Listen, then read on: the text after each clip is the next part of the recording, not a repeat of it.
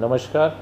આગામી 22 જૂનના રોજ બનાસકાંઠા જિલ્લાની 614 ગ્રામ પંચાયતોમાં ચૂંટણીનું આયોજન થવાનું છે. જે અનુસંધાને 385 જેટલી ગ્રામ પંચાયતમાં સામાન્ય ચૂંટણી યોજાશે, જ્યારે 229 જેટલી ગ્રામ પંચાયતમાં પેટા ચૂંટણી યોજાવાની છે.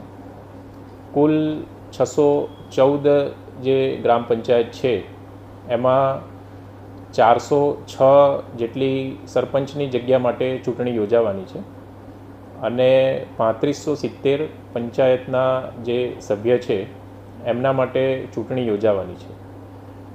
જો સામાન્ય ચૂંટણીની વાત કરીએ તો 385 ગ્રામ પંચાયતો માટે કુલ 1840 જેટલા સરપંચના પદ માટેના ઉમેદવારોએ ફોર્મ ભર્યા છે અને 4812 જેટલા પંચાયતના સભ્યના ઉમેદવારી ફોર્મ ભરાયા છે.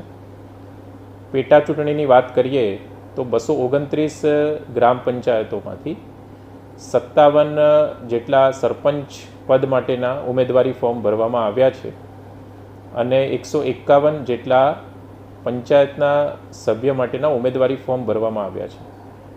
આમ બનાસકાંઠા જિલ્લામાં 614 ગ્રામ પંચાયતોમાં જે સામાન્ય અને પેટા ચૂંટણી યોજાવાની છે તેમાં ગઈકાલે 9મી તારીખે ઉમેદવારી ફોર્મ ભરવાનો જે છેલ્લો દિવસ હતો તેમાં સરપંચ પદ માટે કુલ 1897 ઉમેદવારી ફોર્મ ભરવામાં આવ્યા છે અને પંચાયતના સભ્ય માટે 4963 ઉમેદવારી ફોર્મ ભરવામાં આવ્યા છે.